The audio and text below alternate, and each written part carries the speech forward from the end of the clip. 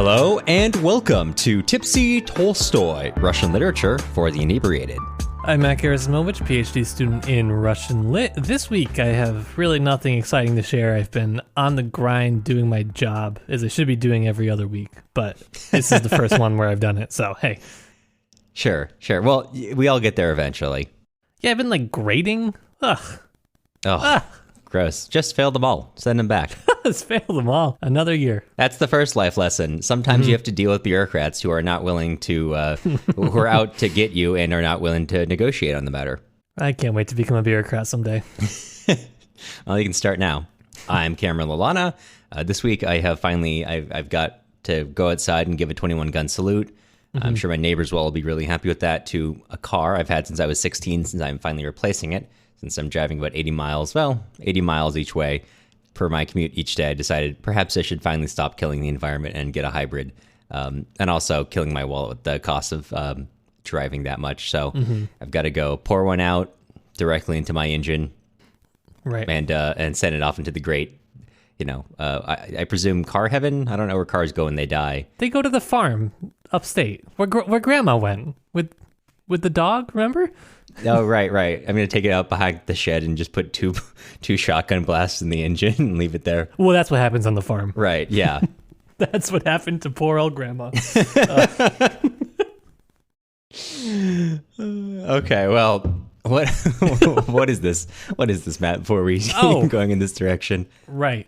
And before we continue on with the episode, we just wanted to extend a quick thank you to our newest patron, who has a name which is in competition for one of my favorites, along with Banana Karenina, Nell Cool J. Nell Cool J, thank you for helping support the podcast and letting us do what we do at the rate we do. We appreciate your support. All right, on with the show. This is a podcast about Russian literature. I have myself, Matt Gerasimovich. I have my friend Cameron Lalana. We're going to talk about Russian literature. We're going to have maybe a drink or two. We're talking about War and Peace, Book 4, Part 2. Mm-hmm. It's going to be good. If you've enjoyed talking high-level tactics this whole time, you're going to love this part. You are gonna love it. Just eat it up. Just that's you eating it up. Matt was so he was just grabbed a fistful of it, put the whole fist in his mouth. That's how much he wanted to gobble it up. Yep. Shell and all. So, well, after investing all this time reading War and Peace, you probably want to make sure that you're getting the most out of your reading. That's why you need to head on over to patreon.com/tipsytolstoy, where we post a reading guide for each episode. That includes quick commentary on major quotes and themes, plus once per month during the series, we're hosting a Patreon-only reading group to discuss everything we didn't get to on the show. Hear me out. We only have one more of these reading groups left, so you're hearing this in time to still join and make it for the very last reading group, which we will do at some point, probably next month. Depends on whether or not I pass my exams. We'll see. Yeah, that's an important one. One. We're dedicated to the podcast, maybe not dedicated enough for Matt to torpedo his master. Is this your are these comps for your masters, or is this just for for the PhD? Yeah. For the PhD itself. All right, you're already past that, right? I might still torpedo. You don't know. I do it for you, dear listener. Well, go on ahead and sign up for the Tipsy Tolstoy Patreon. So once Matt torpedoes his PhD career, he's got a form of income. Please. But if you're not interested in Patreon, I understand. And if you still want to help your favorite boys out, you can leave us a nice review on Apple Podcasts or sign up for our email list on our website, tipsytolstoy.com. Maybe one day we will see the revival of our email list. Right. Yeah. Matt, I got to ask you, before we get into it, bringing anything to the table? Any drinks? Yeah. I'm bringing in elderflower tonic water to the table. Okay. To drink tonight because last night at 3 a.m., I don't know what was banging in my house. Something was making a large, loud noise. I thought somebody was trying to break into my house just intermittently. My attack dog, nowhere to be found. No interest in this kerfuffle. So I was, with a flashlight sleuthing my way around my house, only to find out it was just my furnace contracting, probably ready to blow up. Who knows? Right. It sounds like that's what you want. Yeah. And then to add insult to injury, when I came back, my dog was sleeping on my pillow like an asshole. And then after being awake all night, I had to get up early to take him to the vet. So this is a long way of saying if I added any beer or alcohol to the mix, I might fall asleep mid-podcast. That is extremely fair. Mm-hmm. Well, so I would say I'm going to drink for both of us, but I have found the one Irish stout in the world, which is actually fairly low ABV. I have with me today the Pugilist by Society or Societe. It's spelled Society spelled with an E on the end instead of Y. Societe Brewing Company, That's which fancy. is a dry Irish stout. Yeah, it was on sale at my local Sprouts. So, and I think it's a local brewery, and it's got a fun little guy with his fisticuffs up. All right. How's it taste? It tastes like an Irish dry stout. I'm not a huge fan of Irish dry stouts on the whole, but it's fine. It's better than a Guinness. It's got more flavor. That is a ringing endorsement. It's fine. I won't get too much into my opinions on Guinness, but beyond that, it's fine. It's good. They also have one called The Student or something like that. Maybe I'll bring that next time. Well, okay, so let's talk about the sort of capture, sort of. I very much lean on the word here, sort of, running of Moscow by the French. Mm-hmm. Book 4, Part 2. Last part, we had a strong emphasis on our characters. Helena dies, Andre dies, Maria and Natasha sort of make up. Well, at least they have a cordial relationship while our friend Andre is dying. Pierre is has a spiritual crisis after he watches a lot of people get shot. Which actually, I want to come back to that. Eventually, maybe when we do our wrap-up episode, I want to come back to that because I had more thoughts about it over the course of the week about the systems which conspired to lead to the execution. But anyhow, so while that's all happening, I kind of, just want to say, I kind of want to come back to it because as we've been doing these, I feel like I can't talk about things because we haven't gotten to the ending. Right. And so I feel like the first half of the series, I got a lot that I want to say, but then I can't really. And so I kind of want to make episodes or a few episodes where it's just like quicker thematic based things about War and Peace or about longer, novels or whatever. Yeah, I think that'd be helpful to go over once we have the long view of these things. It would be nice. Right. So what we have here, we start off with returning to the part 1, laying out the thesis, if you will, for this part, which more or less is just, again, we tend to understand history as something which is done by particular individuals who command it to be such, but really it was not. It was a confluence of all of these events and individual desires and people all together coming to create a not random outcome, but an outcome which was not controlled, certainly. In this case, applied to what follows after the burning of Moscow, which is at which point the Imperial Russian military begins to push back against the French successfully, as the French are retreating. So, as he argues, it's understood to be a stroke of genius that we began pushing them back, but really, at that point, the will of the army had kind of already been broken. So you could have done nothing, as I'll get more into in part 3. But he expounds on this point for a couple parts, talking about how the war between the Imperial Russian military and the French was inevitable. At least, war is the wrong word. The battle after the abandonment of Moscow was inevitable because all these forces pushed all the individual desire to fight, this sense of rallying, morale boosting. All this is happening. Kutuzov is trying to hold people back, but many of these fights go forward despite himself and his desires. But even when he at one point he notes after after the French retreat, even sometimes when Kutuzov gives in and he tries to give the order, the order doesn't even entirely go through, but the battle happens anyway because of the desires of the individuals involved, especially on the ground level. Following this point, we kind of, again, this is a really, really conceptual part. A lot of what we'll be talking about before we get about halfway through. We're talking about generals, the toll of Napoleon, talking about how Napoleon acted not only in Moscow, but following Moscow, and the debate of historians of whether or not, his faculties were working at their full strength in or following Moscow, and Tolstoy's various problems with that. I mean, Tolstoy having a problem with a historian, who would have thought? Tolstoy has a problem with everybody. He's got a problem with you, with me, with you listening. Right. He's got a problem with you. He's coming out of his grave just to hunt us down. He's actually, the reason that history departments are declining is because from beyond the grave, he's willing this to happen. He's hunting down historian graduate students. That one by one, Leo Tolstoy, history hunter.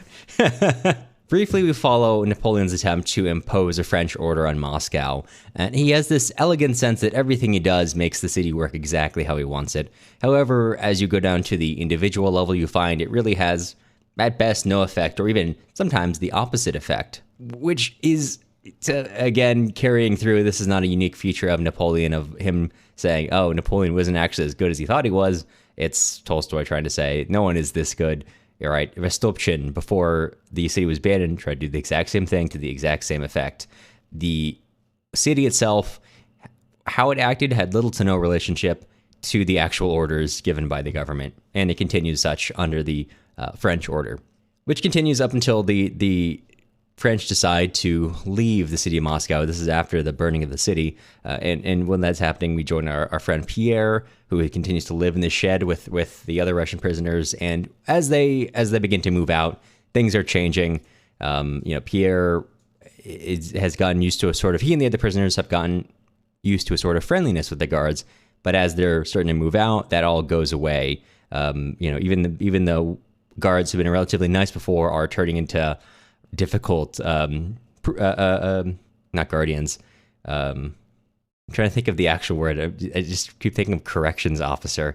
They are. Yeah, they work. Yeah, they're corrections officers. They are COs. Parole officer there. Prison guard. They turn into the prison guards. I don't know why I could not remember that word. It's not even like a specialized word. It's just literally describing what they do.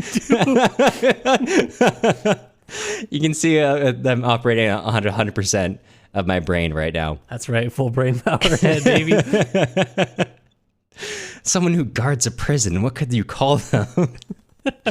Well, I guess it's a shed. But so they move on outward, and things are getting rough. A lot of prisoners are being, beaten or left behind, or even executed as they go. There's this sort of change that comes over Pierre, even more so than after happened with the execution.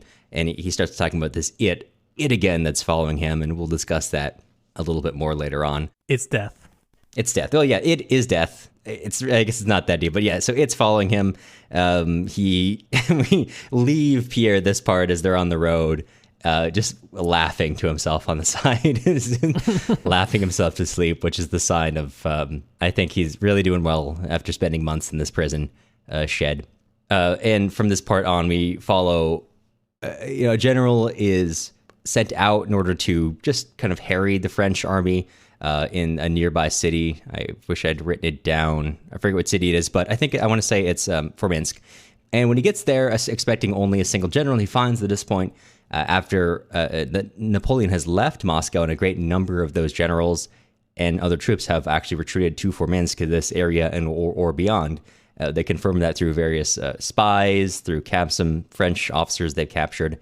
And they said, we have to tell them. And then it begins this, or we have to tell the leadership. And that begins a big multi-chapter part of just trying to get the notes up to Kutuzov. Literally, it's like 5 parts about trying to send the courier out, and the courier trying to find someone, and literally trying to get the aides to wake this guy up, and him slowly understanding before this guy is like, oh, this is important. Let me take it to Kutuzov. And that it's a long process, which, of course, it heightens the ridiculousess of how important this news is, and then it takes some number of days to be conveyed, and not least of all days that are caused by people just halting things because they can, because that's what they do to some degree. I like this book because I think when you tell people you read it, first of all, nobody cares. But second of all, when you get to the end, you're kind of thinking like, all right, it's like 1,200 whatever pages. Surely Tolstoy wrote about, the whole thing. It's this great comprehensive look at this war. And you realize when he spends like 30 pages and someone trying to deliver a message that, oh no, we haven't even gotten to any of it. We actually know almost less than when we started. Just like if you say the child marriage part that doesn't describe one part of the book, if you just say the part where they're just trying to deliver a letter that also does not describe a single part. Right. But that's basically what happens in the last half of this book. Finally, the letter gets to Kutuzov, who realizes what's going on and realizes the importance of what's happening. And he's like, oh, thank God we're saved.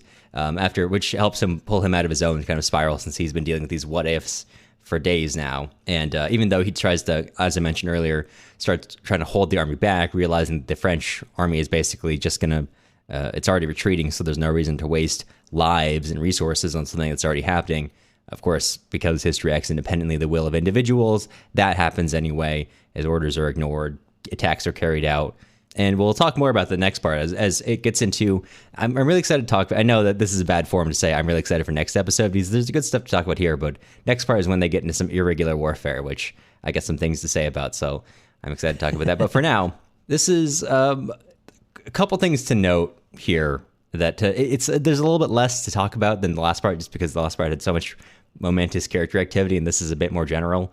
Matt, I'm going to give it to you first, because there's a couple things I wanted to talk about. And I've got, but a lot of what I want to talk about relates to comparing this to Stalingrad, and some thoughts I was having as I was saying those two things. Is there anything you want to start off and address? Yeah, I think for me, the probably saddest part of the whole book happens here, which is that Pierre is noted by the narrator that he has become no longer stout. Mm-hmm. And that's a sad one for our guy. That was one of his main features. Yeah, he was stout. But that does play into what I wanted to talk about, which is the asceticism that he has living in this shed, presumably with like the Home Depot theme song stuck in his head. That's how I kind of imagine him going kind of from place to place. Sure.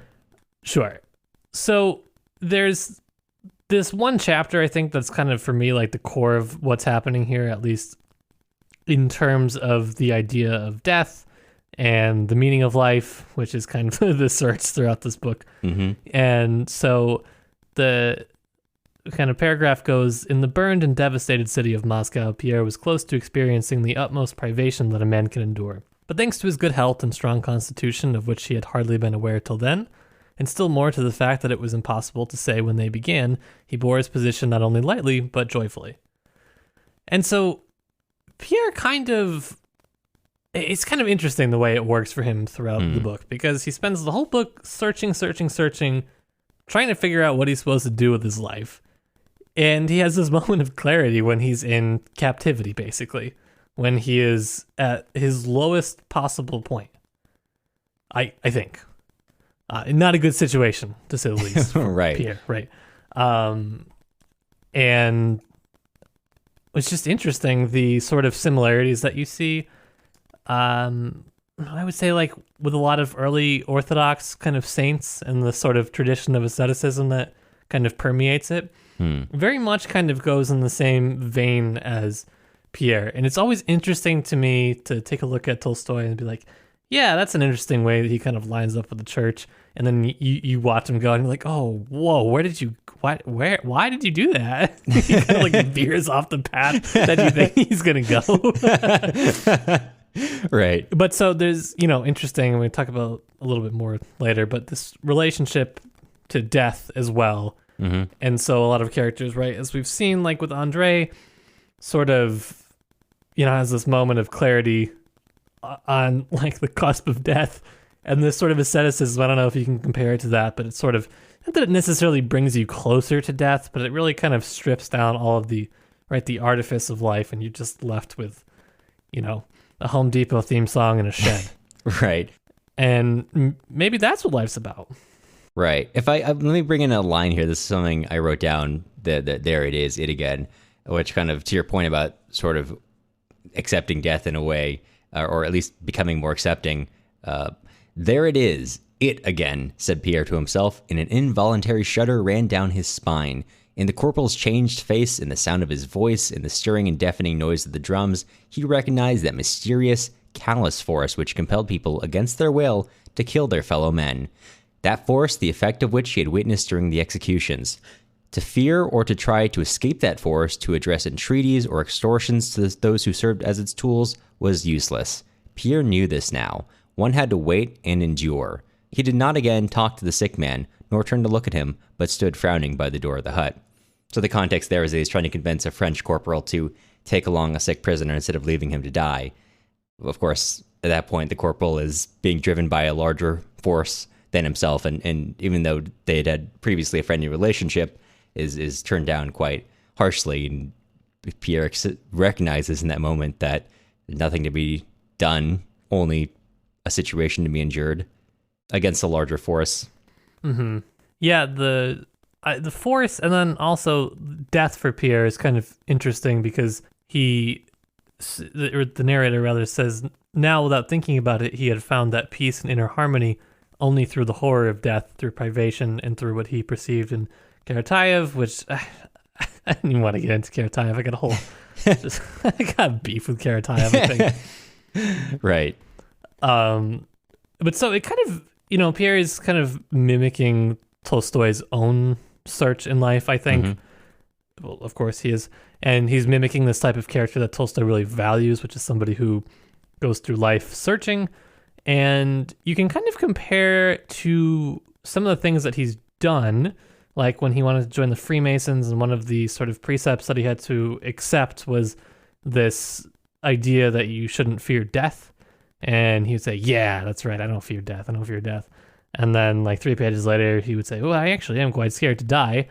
And so it's kind of interesting because now he's saying, he has this realization, I guess, that you could say that he isn't afraid to die. It's that, well, how do you explain it, right?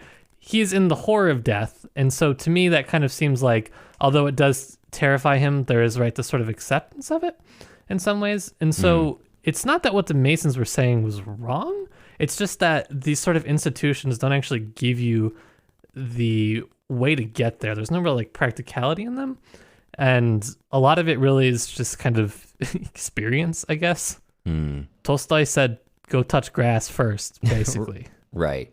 Although I have to say, Pierre, through this part, a lot of it is him just kind of accepting the forces placed upon him and recognizing that, these individuals are not people who can be reasoned with because they're not acting on their own they're not acting on their own volition. They're acting on a volition which is, a volition of their job, their background, the things they feel they need to do, a much greater force.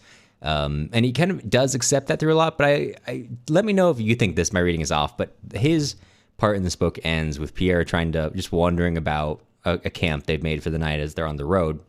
And he accidentally almost wanders out before a guard rebuffs him, sends him back inside. After he sits down for a second and his quiet voice starts laughing, and he thinks, ha ha ha, laughed Pierre, and he said aloud to himself, the soldier did not let me pass. They took me and shut me up. They hold me captive. What, me? My immortal soul? Ha ha ha ha ha. And he laughed till tears started to his eyes, which he continues laughing like that until he falls asleep. So when I was reading that, what I kind of took away was, even though to a degree he is accepting this force and doesn't try to push against it, at the same time existing within it, he still feels himself like, they're trying to hold my immortal soul, and any immortal soul captive, which is a shocking thing, but also it's like a pushback against. It feels like, Pierre's a character who's always searching, always feels like there's something greater. And that felt like that last little bit of, I don't know, this old Pierre or the Pierre, the eternal Pierre, which is always searching and can't believe his circumstance, which reasserts itself a little bit. Sure. Yeah, I think it's kind of, bouncing back and forth between, I think you're right, he's sort of gone to the process of this realization, but it's still difficult when you exist within the confines of this sort of upside down world around you. Right. To me, I was looking at that, it just kind of felt like a character who has had some sort of awakening in a really much more organic way than he has had up to this point. But all the same, there's still that kind of doubt about it, which to me, Tolstoy as a writer has always felt like someone who has strong ideas, but has never quite gotten over the doubt in those ideas, which always asserts itself to some degree. And I feel like I see that in his characters who are also in that search. Yeah, I don't know that Pierre will really give you answers. I don't know that anyone will give you answers. I think that maybe is the point. I don't know. Right. Well, only Konstantin Levin can give you those answers. Right. And which in that case really is go cut grass. Right. There's an article we were speaking about before this podcast about the presence of pain and enlightenment. Do you want to talk about that? Yeah, that might work well here before we go into military tactics. Let's do it. So I found this article by Gary Rosenshield called Revisiting the Dialectic of Pain and Truth, War and Peace, and the Death of Ivan Ilyich, which is another short story by Tolstoy that's probably his most famous short story, I would say. Yeah. And obviously is an interesting comparison piece to the idea of pain and dying, because as the title suggests, it is also about a man dying.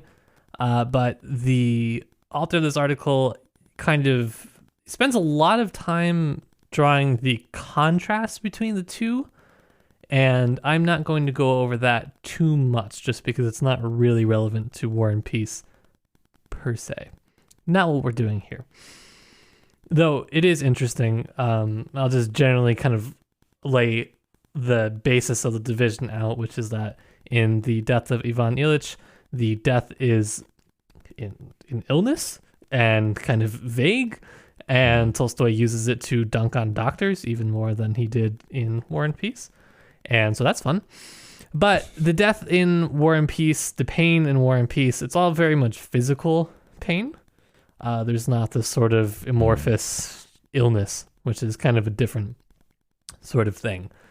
And so there are these great moments of realization that happen at death or on the brink of death.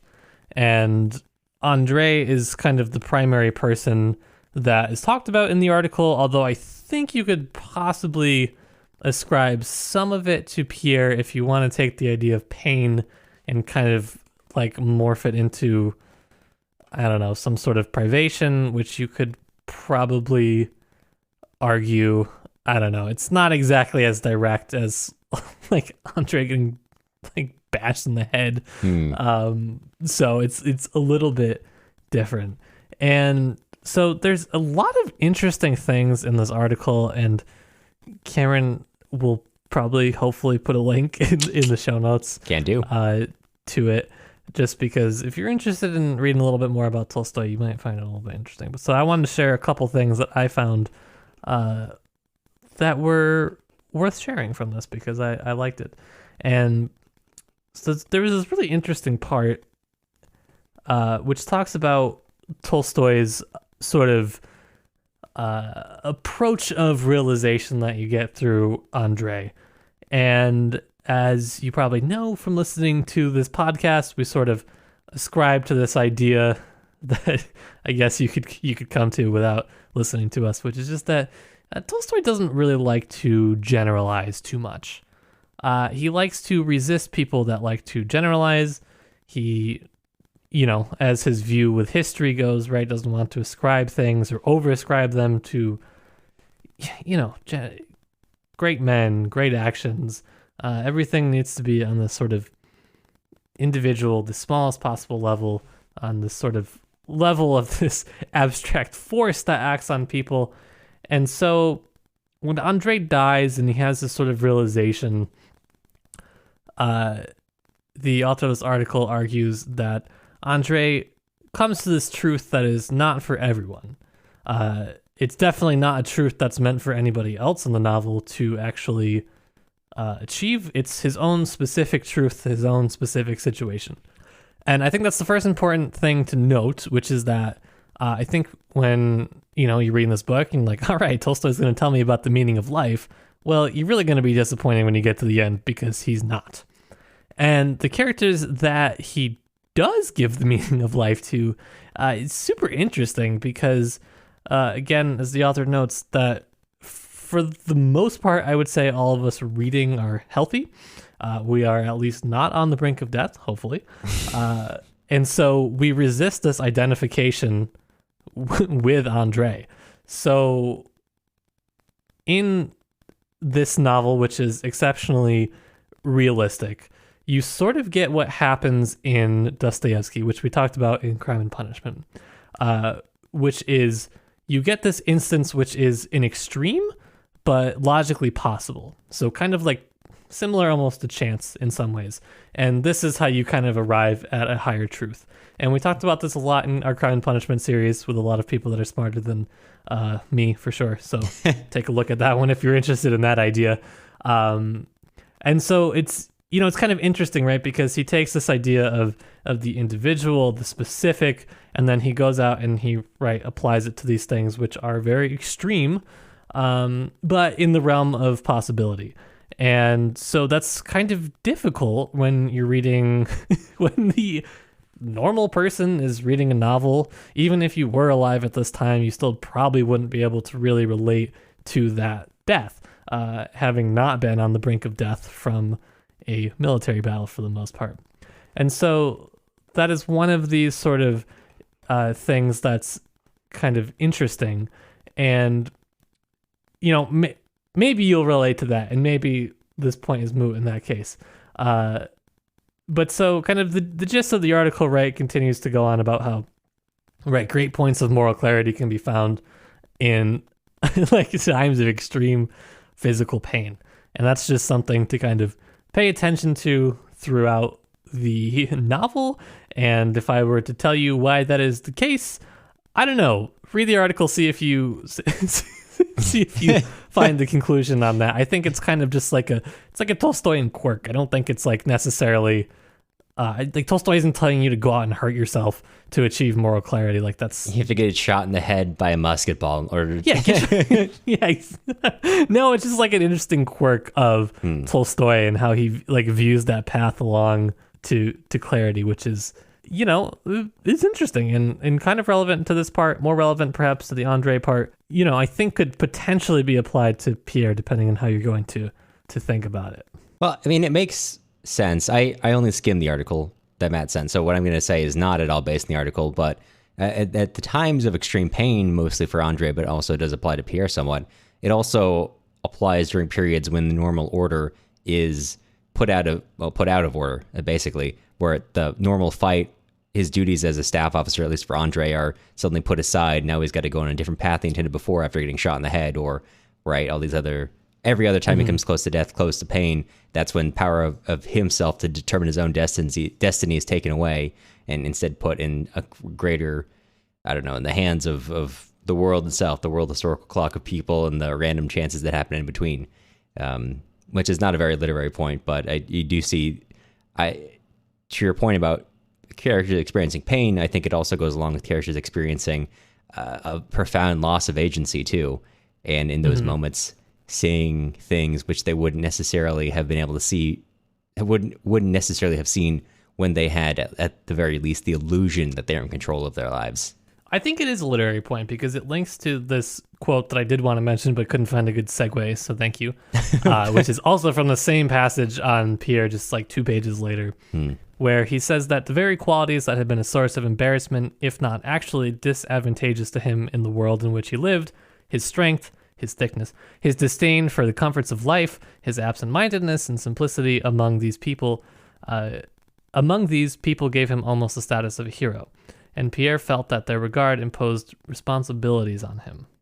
Interesting, right? That a lot of what we're kind of reading about in this collapse of war into peace is, sort of taking a look at society and trying to get rid of illusion. So, times of extreme pain, times of extreme upheaval can sort of reset the values of the individuals that are living through that time and can kind of help us reset what those values should be. Because I think Tolstoy understood, and I think a lot of us understand that just, these things that, we might value, that we might think are good qualities are not valued in society, broadly speaking. And so I think that old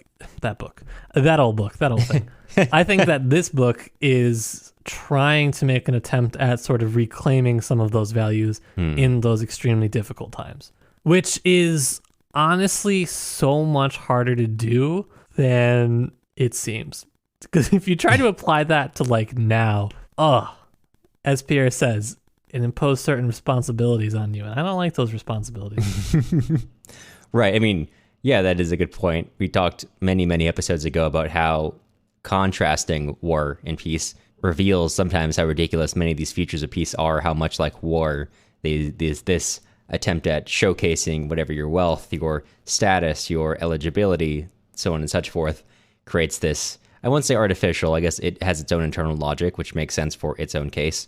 But of course, Tolstoy has a lot of problems with it, which I don't think I need to cite any evidence in that one. I think if you've gotten that far, you might have gotten that. You might have gotten that notion from reading.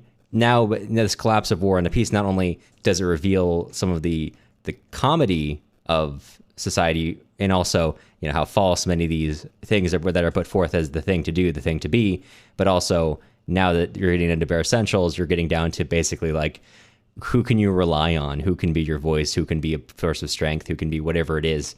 All these things that Pierre ends up being in this moment of like, qualities I think that Tolstoy is pointing out as not specific qualities, but vaguely like, oh yeah, this vague a general area of, I don't know, honesty and whatever else you want to ascribe to it being the really important things that when you get down to it, this collapsing of the order, you'll find people will really turn back to, which is it's a pretty optimistic view, I guess, of people, and certainly one that I think you could agree or disagree with.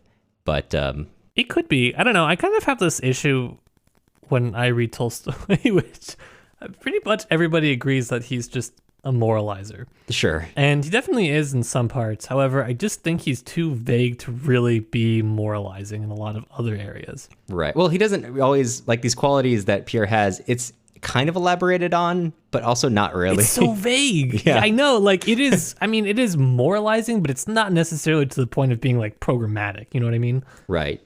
Tolstoy is, I think, a consummate moralizer, but a moralizer who is self-aware enough to say, I don't think I have all the answers. I just think, the answers are there to have. And I think I've got a vague sense of where they are, but not so, sure. Not so confident in it that he's not going to write in characters who also undercut that with legitimate criticism or will not specifically lay out certain things, which he maybe didn't feel that confident in writing down as these are the good qualities.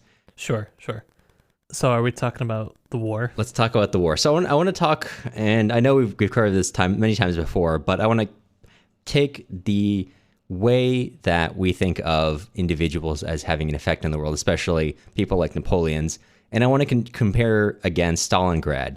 And if you've gotten this far, you've heard us talk about Stalingrad a million times, and I hope you've listened to our series on Stalingrad or have at least or have read the book. But if you haven't, it's about World War II.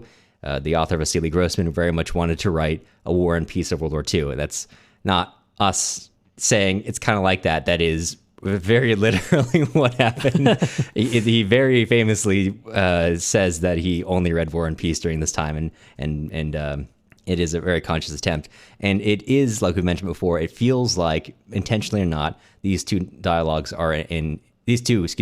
novels are in dialogue oftentimes. So Tolstoy many, many times over will make the point that these big heroes of history really, in fact, don't have that much agency. They're reacting to the forces that act upon them.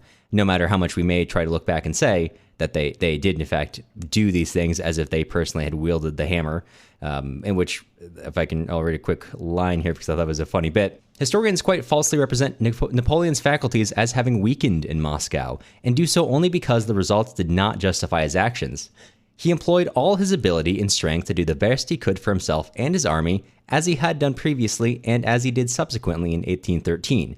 His activity at the time was no less astounding than it was in Egypt, in Italy, in Austria, and in Prussia. We do not know for certain in how far his genius was genuine in Egypt, where 40 centuries looked down upon his grandeur, for his exploits there were told to us by Frenchmen. We cannot accurately estimate his genius at Austria or Prussia, for we have to draw our information from French or German sources, and the incomprehensible surrender of our whole corps without fighting and of fortresses without a siege must incline Germans to recognize his genius as the only explanation of the war carried on in Germany. But we, thank God, have no need to recognize his genius in order to hide our shame. We have paid for the right to look at the matter plainly and simply, and we will not abandon that right. So what he's laying out here is what followed of Napoleon retreating from Moscow. This great rout is not any particular genius of the Russian imperial generals or any particular weakness in Napoleon. They were all acting as they were always going to. And we've made this point before. I don't think I need to go into it too much, but I want to contrast it against the opening scene of Stalingrad, which begins in, I forget exactly what town, somewhere in Italy, where Hitler is in a meeting with Benito Mussolini and their staff officers, and it goes through their plans to invade the Soviet Union. The operation is Operation Barbarossa. But because keep in mind that Stalingrad was not written as a mid-war novel, Stalingrad is written as a sort of victory lap around the Nazis, sort of attempt to memorialize the dead of the war. There's a line that stuck out to me that I've been thinking about, and I wish I could have read the whole passage again. Unfortunately, I've lent out my copy of Stalingrad. That one of the reasons why Vasily Grossman says Hitler was destined to fail is because he was unable to conceive that his fist could not smash through everything. Up to that point, his fist has been able to smash, the working classes and the minorities of Germany and other nations. He's been able to smash through Poland, smash through into France. But it's coming up against the will of a people, that is when the fist is going to break. In this case, again, keep in mind that to some degree Stalingrad is a bit propagandistic. I don't mean that in a derisive way. Vasily Grossman meant it in a very genuine kind of way. Mm-hmm. But I think it's interesting that because you've got these two novels, which are in many ways in dialogue, and of course these are two authors writing to their times. Tolstoy's trying to make his overall point, which has been made to us many times, but Grossman does seem to give the great men not unlimited power, but a sense of power. I think this is an interesting differentiation that he gives them, but a sense of power which is limited. In this case, Grossman's writing specifically within the Soviet context. So yeah, of course, within these, these capitalist fascist regimes, you're going to have people who are going to take through and smash through the will of the people because they're separated, they don't have power. So yes, the fist can rule. However, not in, the Soviet Union where there's the will of the people. And, he's often throughout the novel portrays the fight as one of not just a war, but a truly existential war, which for many of the people in the Soviet Union as Slavs or Jews or other races that were not particularly races in heavy quotes there, thought well of by the Germans, it was a bit pretty existential. But it's an interesting difference that for novels that are so like in so many other ways, that there's this like really fundamental difference in how, the quote unquote great men are portrayed. Part of it does go to, again, the times they're writing from and the perspectives they're writing from. But I just thought that was an interesting difference, especially because this is something that Tolstoy harps on so much in War and Peace, for that to be such a divergence in Stalingrad.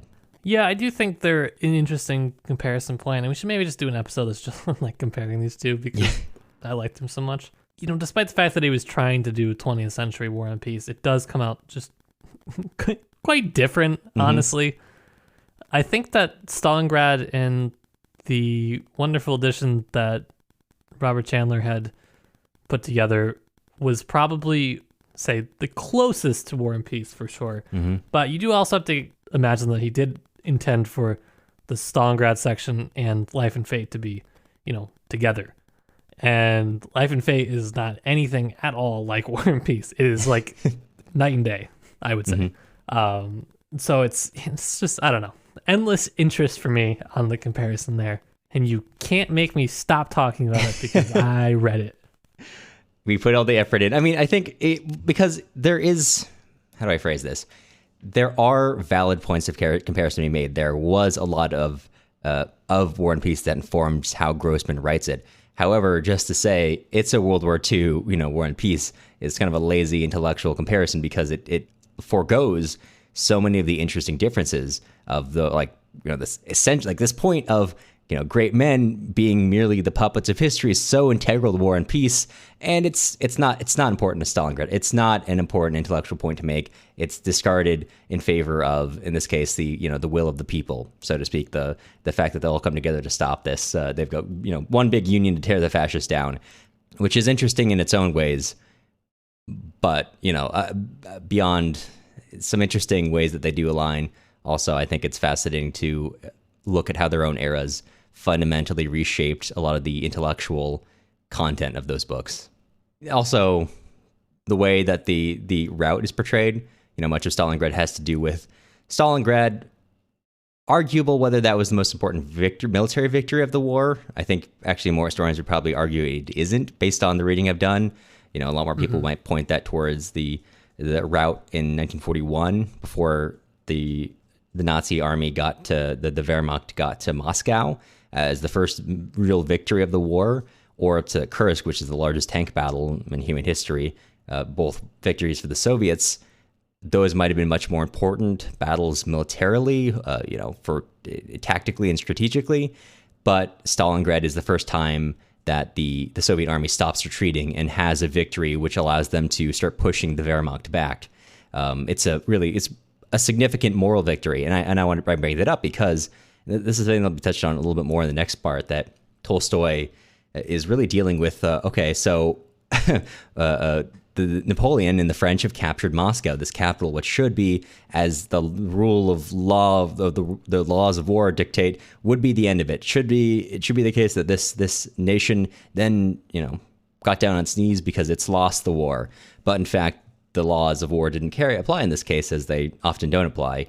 And despite capturing the capital, they still had to undertake a retreat, and it was actually the capture of the capital that led to this, in many ways, inferior army being able to overtake them. And one of the major things that manages to overtake, that helps them overtake the French army, is a rising morale in the Imperial Russian army, which doesn't come from any particular source, but there's something much more indefinable that then destroys the morale of the French army, which I think in a lot of ways overlaps with the morale of the Soviet army being the feature that allows them to really win this fight at Stalingrad.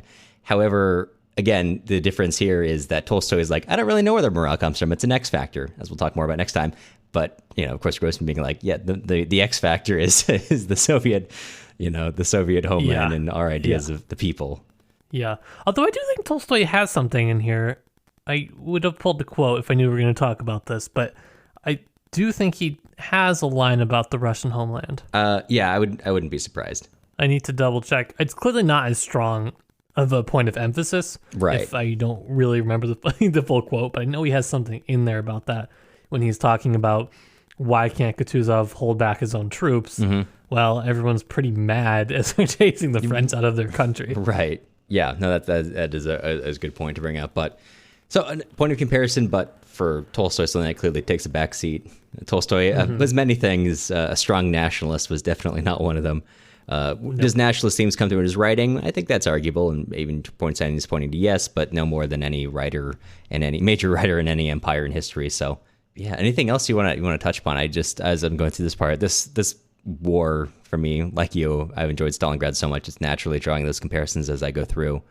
I do think it's funny, at least when he's talking about Napoleon and him saying, well, do we really know how certain his genius is? Can we really trust his horses? We only have the French to know. We just have to trust the French in that one. Trust us, guys. It was really cool. And Tolstoy undercutting it with, keep in mind, Egypt was old before we existed. Just so Egypt was an ancient empire at the time that our civilization was just getting started. 40 centuries looked down upon us, but the French told us this was a genius campaign. I don't have anything on major point to make there. I just thought that was funny. Him introducing that doubt. I don't have much more to go on about. There was one Tolstoyan wisdom, but I don't know if I have it in me. You don't have any to share more Tolstoyan wisdom? One of the most important things to convey. Fine, you've convinced me. From Kutuzov's point of view, he knew the apple must not be picked while it is still green. It will fall of itself when ripe. But if you pick it unripe, you spoil the apple and the tree and set your teeth on edge. Great example of this so-called Tolstoyan wisdom that I don't know. Does it really mean anything? The more that I kind of pick these out, the more I start to have issues with them. Right. Because I think people, again, this is not the point to take from Tolstoy. Are these cute little sayings? Sure, but it's pithy. But it is, but it doesn't mean anything. Sure, yeah. Oftentimes pithy sayings mean very little. That's also my problem with Karatayev, which is, I know that Tolstoy is trying to say that these sort of sayings come from some sort of innate knowledge and experience that comes through living, etc., but it just, I don't know, it doesn't really do it for me. That's fair. I think that you could also create a saying which is the sort of antithesis to this within Tolstoy's own logic as well. Mm-hmm. That's all I got to say on it. Yeah, but I think that continues through that. Outside of maybe Konstantin Levin, I've never encountered a Tolstoy character who ever kind of arrives at something and was like, well, this is it. I figured it out. Sure. Everyone's always in constant quest. So maybe to your point about how these sayings really mean very little, Certainly no characters who have these little pithy sayings may be held up as virtues of wisdom, but I mean, we've certainly never had a character who gets an in-depth, gets a real sense of interiority in these novels who says these pithy things. They're eternally looking for that truth, which they don't find, certainly not in these little peasant wisdoms, as much as Tolstoy does like to hold up that as a virtue. It's interesting because, you can't give these to anyone. Nobody listens to these. Right. You couldn't give this saying from one character to any other in the novel and have them do anything useful or beneficial for themselves with it. You know what I mean? Right. And so it kind of negates the whole idea of wisdom in the novel. It's telling that whenever this does appear, it has no effect on the characters who hear it, which are usually the ones on that intellectual journey. Exactly. That's my point. And so I think sometimes people nowadays, when they talk about War and Peace, and that's why I'm just saying you got to be careful where you get your War and Peace information, because there's a lot of naughties out there, and they'll take some crap like this and just use it to back up whatever they're laying down. Sure. And I'm just here to tell you that, because I'm not laying anything down with it, except to say, don't listen to every peasant saying that is thrown your way. We're here to be your own personal Tolstoy, which is to tell you that we don't really know, but we can tell you what we don't believe. we can give you education through the negative. Yes, we can neg you educationally. I do want to bring back one of the funniest examples of exactly what you're talking about, which is, and we haven't talked about this since the Anna Karenina series on the podcast, but there's a line which we made fun of at the time, and if you haven't listened to our Anna Karenina series, you should go back so you can get the full context for this. It's just one big ad for our other series. Yeah, well, it's you always got to stay on that grind. But the line is, you want everything to be perfectly simple, but in fact, the world, I forget exactly what it is. The world exists in shades of gray. That's where the spice of life is essentially. No, all the beauty of life is made up of light and shadow. Perfect. Thank you. Exactly. Yep. And we saw that posted many, many times as a general, isn't life beautiful? Isn't life complex? It's not as one note as you think it is. But of course, in context, that is Stiva defending him relentlessly, defending himself against the charge that you shouldn't cheat on your wife. That is him saying, you have this simple view that you shouldn't cheat on your wife relentlessly, but life is made up of light and shadow, 11. I need to come clean about something. Sure. I own a print that has that on it. And I knew it when I bought it. Right. I still bought it because there's not a lot of good looking Russian literature. Sure. Art design things out there. It's either that or the same Dostoevsky was a beautiful Save the World on abstract designs you see in every third kitschy hotel you go to. Not as beautiful as your Home Goods Trotsky quote, but it's up there. I will link. Oh God! So if you don't, man, I found it. Home Goods sells a Leon Trotsky print. I will link to a website where you can buy it. Truly a perfect moment. I don't know if I've ever covered in the podcast before. I'm sure we have, but oh God, that is beautiful. That is beautiful. Yeah. But yes. So I kind of I don't know, I've been thinking more and more about this because I didn't really notice or care that much about it. But the more I think about it, the more I wonder, to what degree Tolstoy undermines his own project. Mm-hmm. And if that's the point of the Tolstoyan project, it's just one constant undermining of everything that you thought to have been true. Tolstoy can't help but undermine everything. No matter how certain he is of his own ideas, he can't help but undermine it. His ideas, other people's ideas, it's better for better or worse. He's pretty good at being critical. Well, yeah, we said at the beginning of this that he has a problem with all of us, but really, he has a problem with himself. Think about it. See, this is if Tolstoy had gone to a therapist, we would have missed out on some of the world's greatest literature. Therapy ruined Tolstoy. Anyhow. Well. Yeah, this is not an anti-therapy show, to be clear. Maybe just anti-doctor. Yeah, I think that covers all the major parts of this section of the book. Probably. We'll be back in the future to tell you that we missed something, though. Right. Yeah. Well, there is always something that we have missed. There's so much going on here. But for now, Matt, I got to ask you, before we head on out first of all, what are we covering next week? Next week, Book 4, Part 3. Be there. All right, perfect. Nice, simple. I like it. Secondarily, I know you did not bring a drink to this, but I do have to ask if you have a pithy quote of the week. Yes, Part 2, Chapter 1. Mm-hmm. And anyone, even a dull-witted boy of 13, could have guessed that the most advantageous position for the army after its retreat from Moscow in 1812 was on the Kaluga Road. So it is impossible to understand, first, what conclusions led historians to discern some profound wisdom in this maneuver. There you go. Your wisdom sucks. Yep. I like it. And how are you on the other end of the land pond for me? Like I led, this is an impossibly low ABV stout. So after a mere 1, I am actually myself at a 1. Whoa. Which is fine because I am also extremely tired. If you listen to last week's episode, you will understand why I am tired. So after spending many days at work and then also another full day at a dealership for inexplicable reasons to me at least. Yeah, I am ready to have a day of just maybe a little coffee and nothing else. Yeah, but that'd be nice.